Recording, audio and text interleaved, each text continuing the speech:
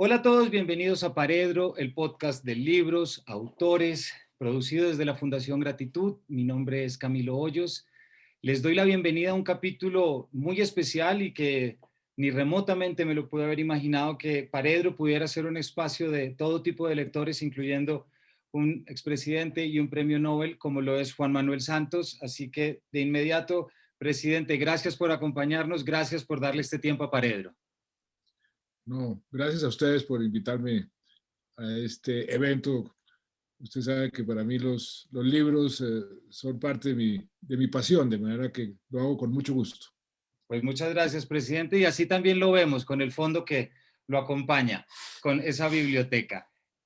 Son pocas las veces a los oyentes que tenemos la oportunidad de hablar con un premio Nobel y con un presidente sobre unas memorias que a todos nos llamaron la atención y que precisamente invitamos al presidente Santos a que nos ayudara a entenderlas, a que nos ayudara a desmenuzarlas, si se quiere, siendo este siempre un espacio para fomentar el acceso a la lectura y a muchas otras cosas como estaremos viendo hoy.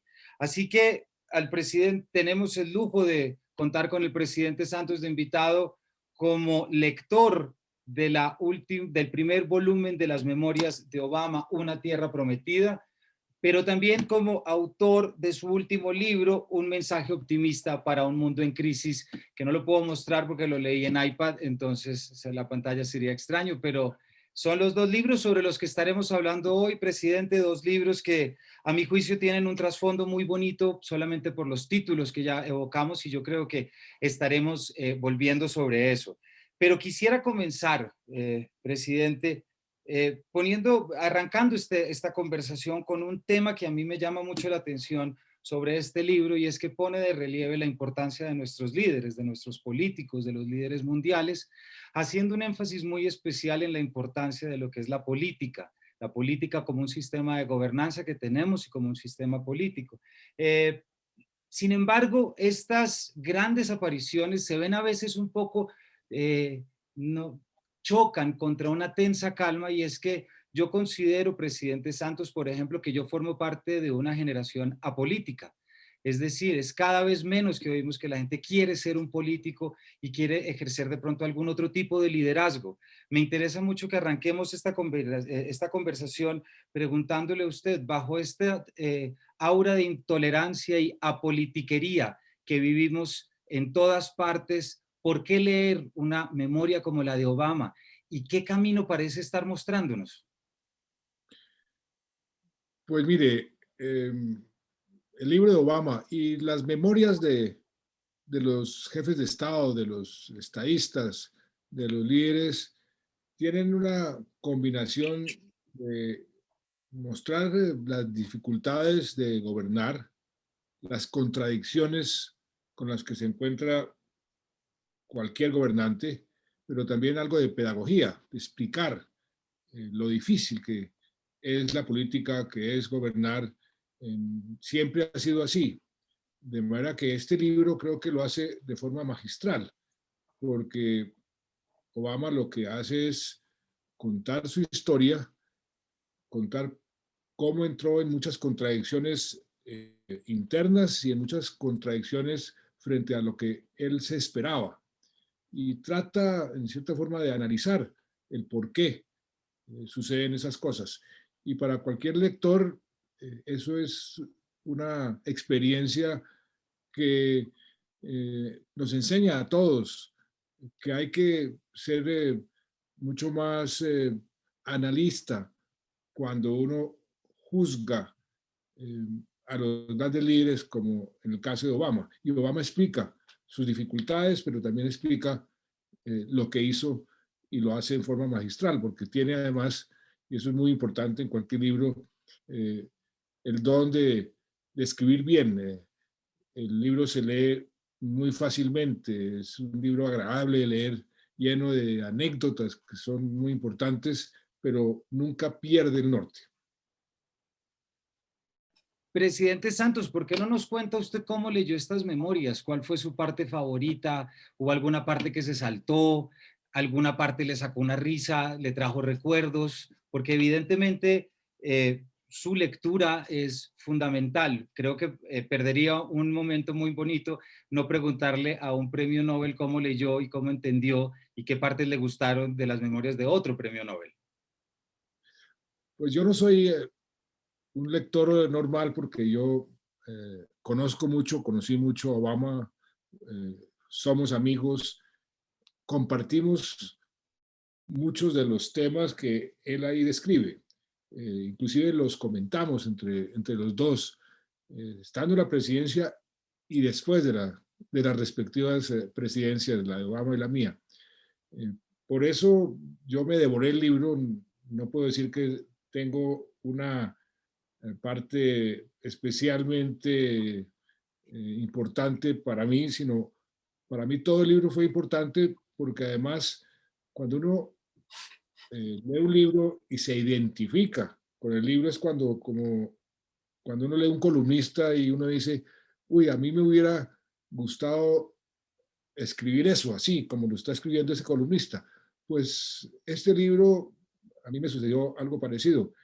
Cómo describe de fácil y cómo analiza tan profundamente las dificultades que tuvo durante su vida, pero sobre todo su gobierno. Y cómo saca a relucir algo que la gente debe entender, que la lucha por el poder, que es la política, saca lo mejor, pero también lo peor de la condición humana.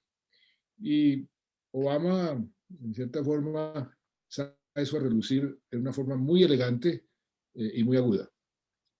Yo creo, presidente Santos, que esa palabra, la elegancia, ¿no? Esos gestos a los que Obama siempre nos estuvo acostumbrados, ese último, cuando suelta el micrófono, la manera como lleva, me refiero a su segunda presidencia, por supuesto, pero es esa elegancia que nos permite, un poco lo que usted está diciendo, ver una imagen de un líder distinto.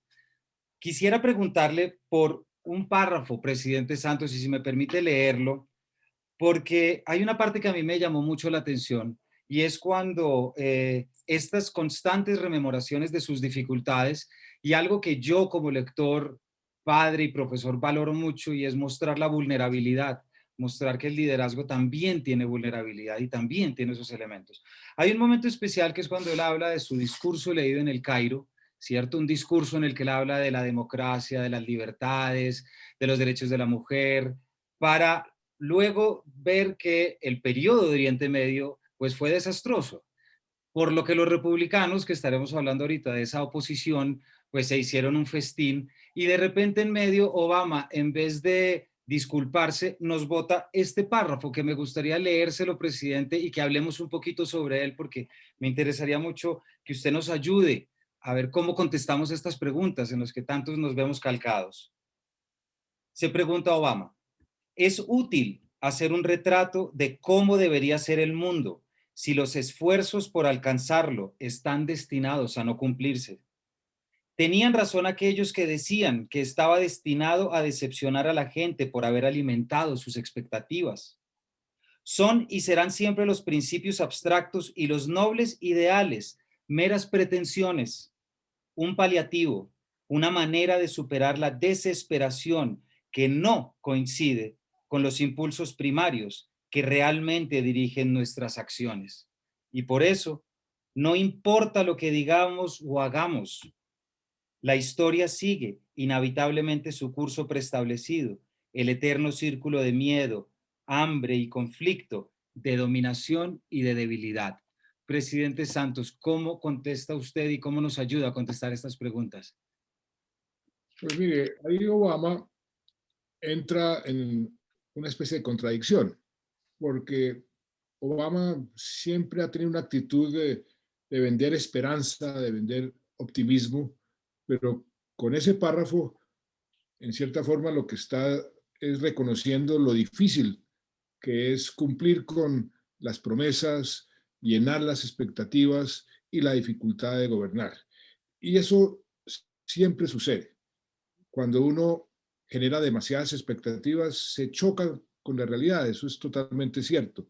Pero eso no quiere decir que uno no venda expectativas, porque la esperanza no la puede uno perder, porque pierde todo el sentido de liderar y de gobernar.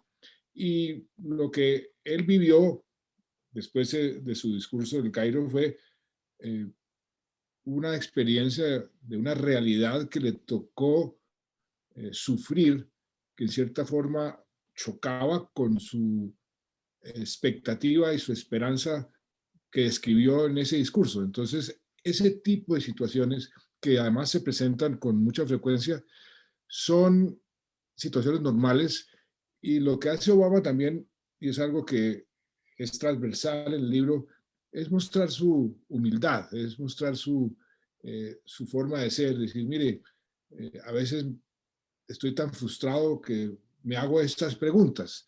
Y eso es razonable de una persona que reconoce que no es infalible, que reconoce los defectos de los sistemas políticos. No hay sistema político perfecto. Acuérdense la famosa frase de Churchill que decía, las democracias son el peor sistema, exceptuando todos los demás.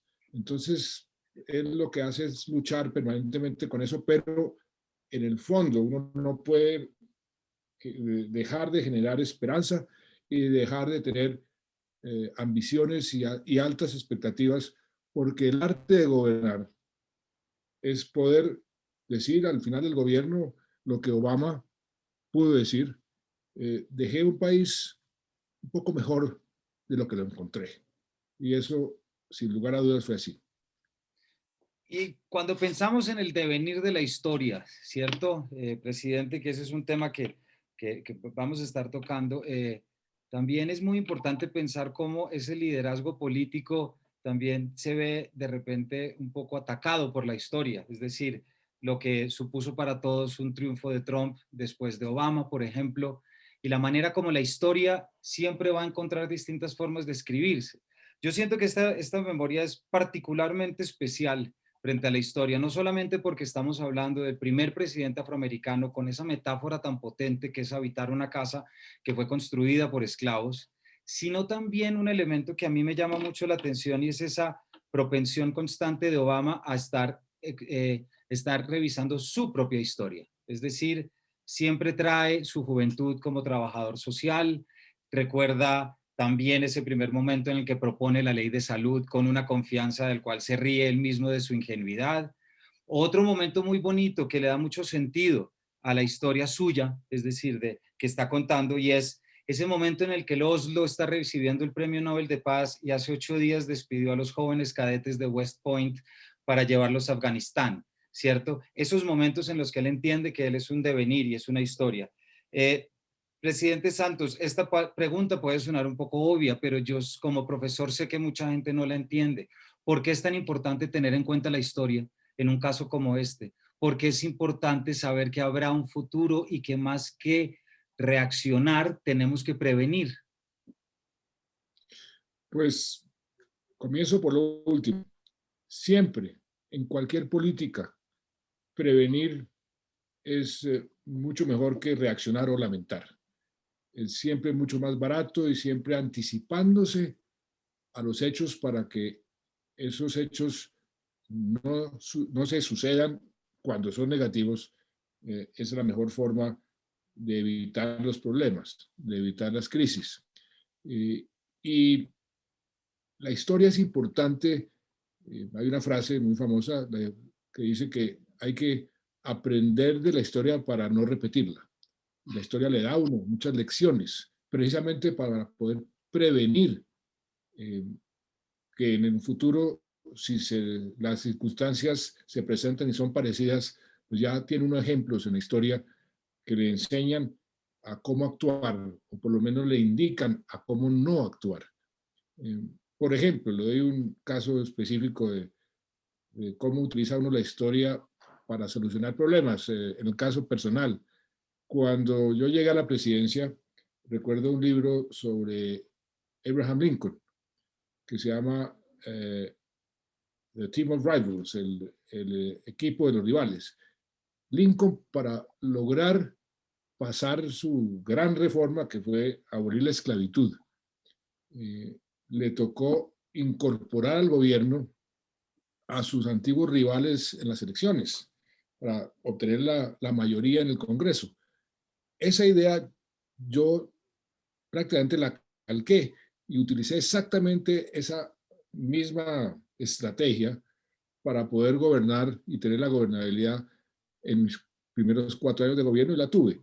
O sea, es un ejemplo concreto de cómo la historia es importante conocerla para no repetir sus errores, para aprender de ella, para lograr los objetivos, y siempre la historia es un referente muy importante para la toma de cualquier decisión. Y además, ya que presidente Santos trae a Lincoln, creo que también vale la pena traer a colación ese diálogo que establece Obama con los distintos políticos que le antecedieron, esa manera como él trae y se inserta en el discurso político norteamericano. Pero ¿a partir de qué punto? Que a mí me parece que eso es muy bonito en estos momentos de intolerancia. Y es que Obama lo que dijo es, yo soy también el sueño americano, yo no soy el sueño afroamericano. Es decir, yo parto de la unidad, yo no parto de la exclusión adentro. Y creo que ahí hay también un principio muy bonito, presidente, ¿no le parece? Y muy oportuno en este momento, porque el mundo entero está viviendo una época de polarización, de no respetar a los que piensan diferente, de creer que uno es dueño de toda la verdad, y eso dificulta además mucho la gobernabilidad. Y él entendió eso desde antes de ser presidente y insistió mucho durante el libro la cantidad de situaciones donde precisamente ese tipo de polarización dificultaba las decisiones, dificultaba la solución de los problemas. ¿Cuántas veces no decía, mire, los republicanos, ninguno votó a favor de esto simplemente por razones políticas o razones ideológicas? Y eso realmente va en contra de la gobernabilidad de una democracia. La democracia, por naturaleza, es el arte de las transacciones, en el buen sentido de la palabra. Mire, yo voy a hacer esto y yo le cedo a usted aquello para que usted me apoye para lograr algo que para todos puede ser mejor. Cuando uno no acepta nada, esa transacción se vuelve imposible, y el arte de la transacción se vuelve el arte de la imposición, y eso va en contra de generar consensos alrededor de los temas fundamentales, y eso dificulta muchísimo que las democracias sean efectivas para solucionar los problemas de la gente, de los ciudadanos. Esta expresión que acaba de utilizar, arte de la transacción, me parece que abre muy bien la siguiente pregunta, presidente Santos, porque tiene que ver con algo que usted acaba de mencionar, y es esa oposición de los republicanos, ¿cierto? Un tema que también pues nos trae muchos recuerdos, ¿cierto? Entonces, quisiera preguntarle una cosa, presidente Santos.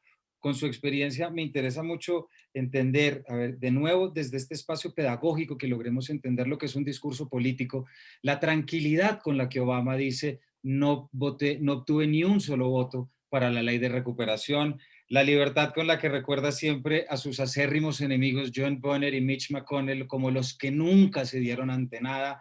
Sale Mitch McConnell diciendo voy a demandar al presidente Obama, y sobre todo ese principio tácito, nunca aliarse con el enemigo, nunca aplaudir al enemigo, únicamente cuando se trate de las tropas.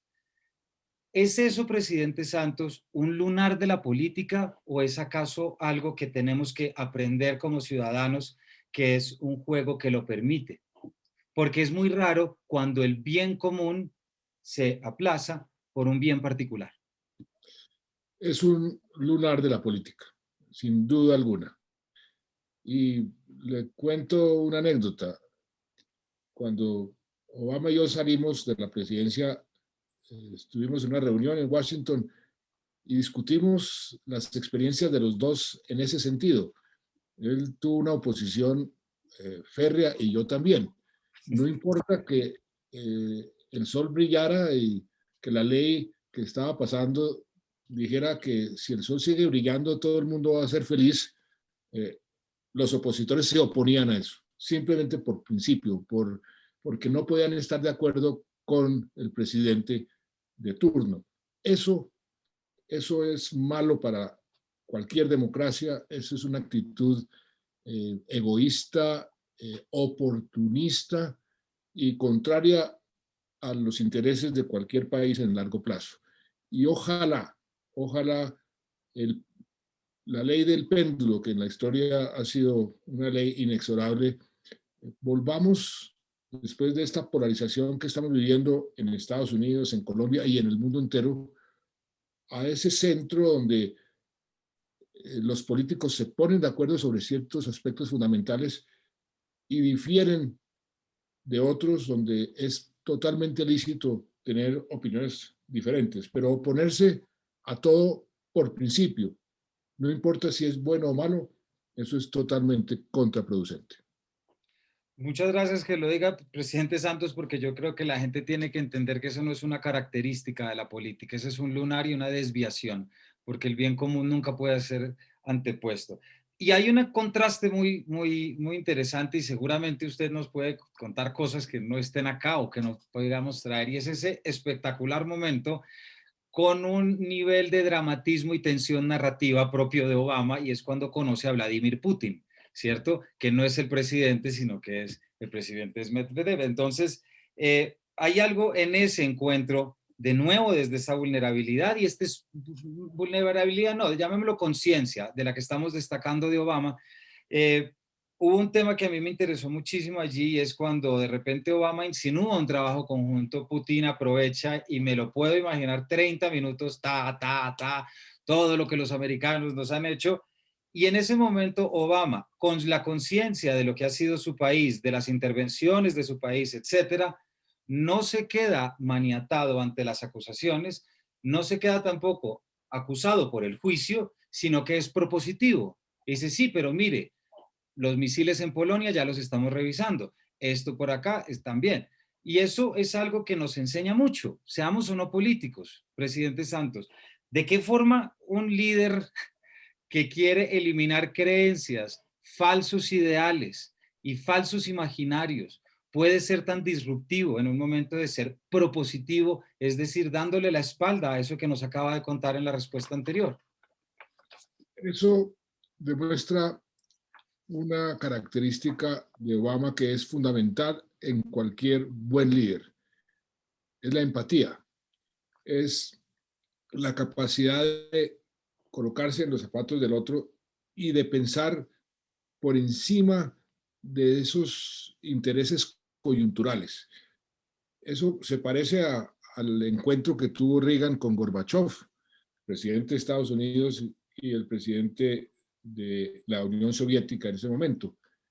Y Reagan le dijo a Gorbachev, mire, yo nunca voy a ser un comunista y usted nunca va a ser un capitalista como yo, pero los dos podemos trabajar por un interés ulterior que nos conviene a los dos, que es reducir el arsenal nuclear en el mundo y en nuestros países. Y así fue que se pusieron de acuerdo para el tratado de reducir, para reducir el arsenal militar. Entonces, eso demuestra la capacidad de Obama como líder de superar la coyuntura y pensar más en grande. Y lo que hizo con Putin fue eso. Mire, usted tiene muchos reclamos y por supuesto, y yo podría hacerle la misma lista de reclamos, el mismo número de reclamos, pero pensemos en algo más importante para los dos y para el mundo. Eso es liderazgo, es pensar en grande, eso es brincar sobre la coyuntura y la mezquindad y el momento para poder colocarse ante la historia en un plano superior. Claro. Y ahorita que menciona Gorbachev, también traer ese momentico de la memoria en la que Obama va tarde y se encuentra con Gorbachev tras bambalinas antes de leer un discurso y que solamente puede estar con él 20 minutos, pero Obama es capaz de reflejar ese criterio que tiene de él el antiguo régimen, llamémoslo así, es decir, la historia del pasado. Y es fascinante a lo largo de la memoria cómo Obama es capaz de traducir sin orgullo, me parece, y sin soberbia, cómo precisamente esas bisagras del pasado le abren los ojos y esas bisagras que ya conocen el discurso de la historia, reconocen en él. Siga adelante, usted puede. Los va a defraudar porque eso le pasa, pero siga adelante.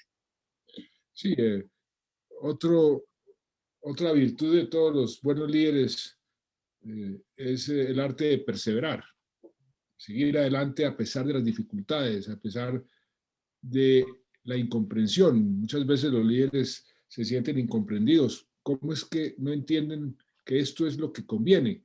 La política envenena muchas veces la capacidad de explicar las cosas o la capacidad de entenderlas, dependiendo de quién esté interesado en qué. Pero lo que hace Obama es precisamente utilizar lo que usted llama las bisagras y decir, mire, aquí podemos todos aprender de todo el mundo en el pasado y aplicar eso para tener un mejor futuro. Esa es la actitud que debe tener un buen líder como lo fue Obama. Así es. A pesar de esta imagen que tenemos de Obama, de la esperanza y el optimismo que sigue y que vive, y bueno, y fotos como esta, ¿no? Que uno ve y en fin. Pero no por eso, presidente Santos es un líder que, digámoslo de una forma, se ensució las manos con un trabajo que era impopular, que no, y que eso a veces parecía en la opinión pública dar una especie de contrapunto o contradicción, como si una cosa excluyera a la otra. Quiero leerle una pequeñita parte que a mí me llegó mucho como él lo pone, como lo dice Obama, y es cuando él se está refiriendo al carguero estadounidense secuestrado por los piratas somalíes, ¿cierto? Con el capitán Phillips, que de hecho luego de leer esa parte vi la película de Tom Hanks, justo me la encontré. Pero hay una parte que es a mí me golpeó mucho el corazón porque él habla y dice, ¿cuánto le gustaría a esos jóvenes somalíes? Él dice, a mí me gustaría salvarles de alguna manera, hacer que fueran a la escuela, darles un oficio, vaciarles ese odio. Pero dice, al contrario, el mundo del que ellos formaban parte y la maquinaria que yo dirigía me llevaba con más frecuencia a matarles. Presidente Santos, ¿nos ayuda a comprender esta característica tan... No, eso es muy normal en personas como Obama que sufren con la necesidad de actuar porque los cánones bajo los cuales está uno obligado a actuar lo llevan a actuar de cierta manera y que en el fondo del corazón va en contra de lo que uno quisiera. Eso sucede en muchísimas ocasiones, sobre todo en las guerras. En las guerras sí que sucede esa especie de contradicción. Si uno no actúa de cierta forma, el daño puede ser enorme, a pesar de que esa actuación va en contra de lo que uno siente o lo que uno quisiera. Con Obama tuvimos una discusión parecida, por ejemplo, en la lucha contra el narcotráfico.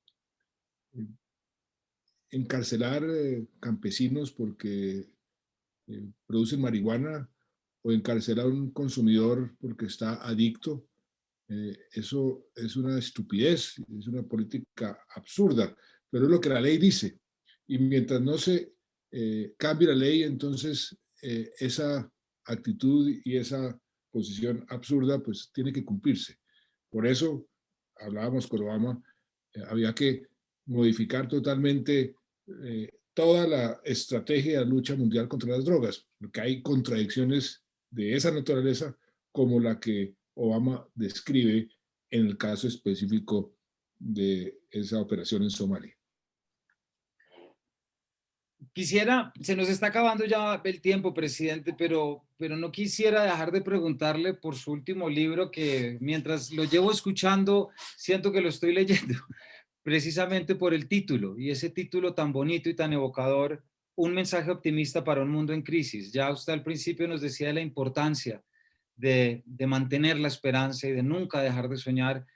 Como decía al inicio, yo encuentro una muy bella similitud entre el título de Obama y el título de su libro, La Tierra Prometida, y un mensaje optimista.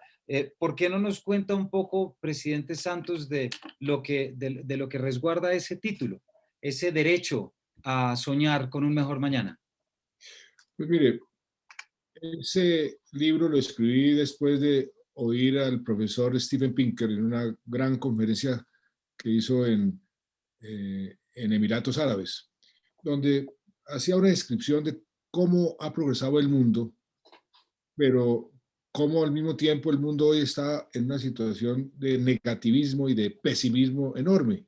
Y hacía un contraste con las cifras, los hechos, la evidencia y la actitud de la gente. Y cuando lo escuché dije, eso es lo que está pasando en Colombia. En 2019 el país estaba convulsionado, todo el mundo saliendo a protestar en las calles. Sin embargo, si nos retrotraemos a los últimos 20 años o 30 años, Colombia era un estado prácticamente fallido. Eh, Nosotros estábamos en el peor de los mundos, aparecíamos en todas las carátulas de las revistas, en todos los periódicos, como en un país a donde no se podía ir por lo peligroso. Y lo que hemos progresado en estos últimos 20 años ha sido espectacular. Entonces yo decía, eh, estamos viviendo un momento difícil, estamos en la pandemia, pero vamos a poder salir de la pandemia y ojalá si nos unimos, si dejamos la polarización, podemos quedar inclusive mejor que antes. Y el libro lo que trata de decir, mire lo que hicimos de un Estado fallido al ser líderes en muchos de los indicadores económicos y sociales de América Latina y del mundo. Mire cómo Colombia surgió como ejemplo en materia ambiental. Fuimos los que propusimos los objetivos de desarrollo sostenible, hicimos la paz, que todo el mundo creía que era imposible.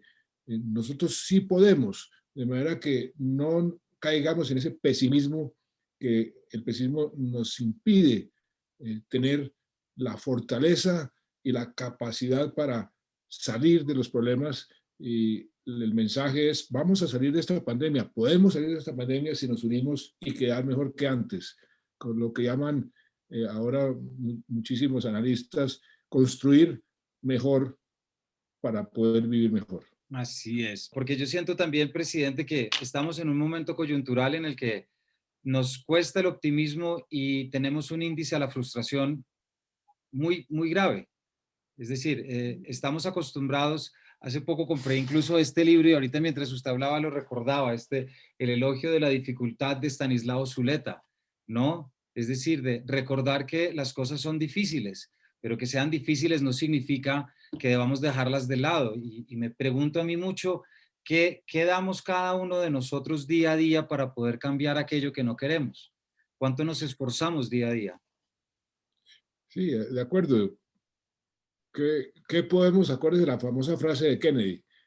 No pregunten qué puedo hacer yo por ustedes, sino qué pueden hacer ustedes por Estados Unidos. Es lo mismo en Colombia, en cualquier parte del mundo. Cada uno de nosotros puede aportar de muchas maneras. Y la actitud es muy importante. Mire lo que está pasando en el mundo en estos últimos días. Vimos al Papa eh, sentándose con el ayatollah allá en Irak. Sí. Eso era inconcebible. Eh, Estamos viendo cómo Timochenko y Mancuso están juntos para contar la verdad. Eh, Esos son episodios que son importantísimos y que nos deben de inspirar en el sentido de que podemos todos unirnos, si nos unimos. Mira lo que sucedió en la pandemia, hace un año, cuando comenzó la pandemia. Todo el mundo decía, las vacunas van a durar años en aparecer. No duraron años, duraron meses. Y todo el mundo decía, el mundo no va a poder vencer este virus, no va a poder vencer esta pandemia. Pues la estamos venciendo.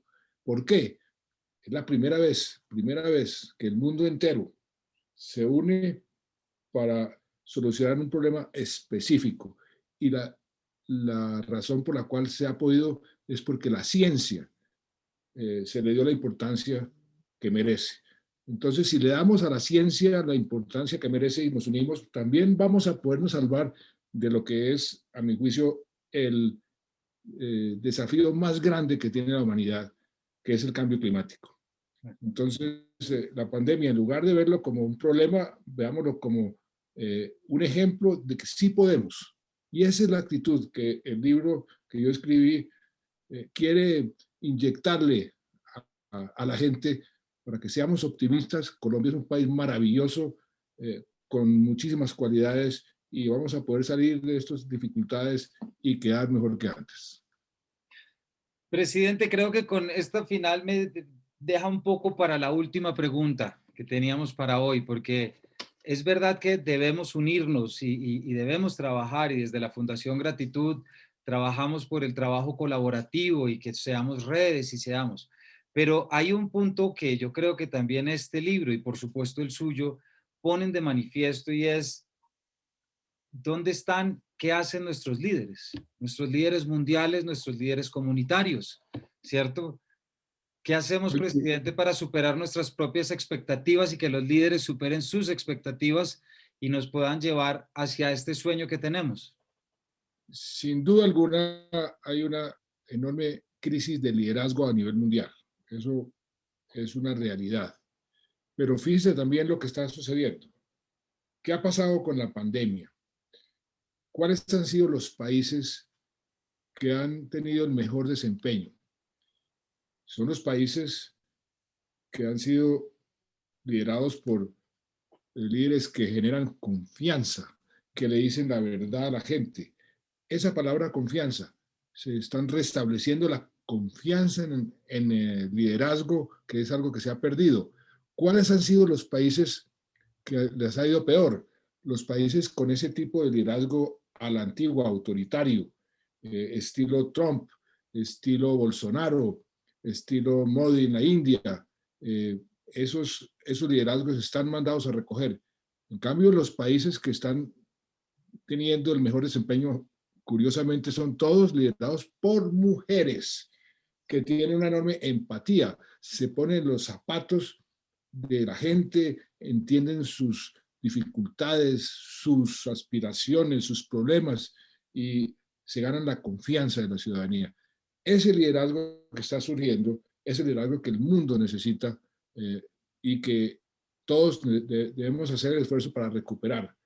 Líderes que generen confianza, que tengan empatía, que tengan la capacidad de perseverar, el coraje de tomar decisiones que muchas veces son impopulares, pero que son las correctas.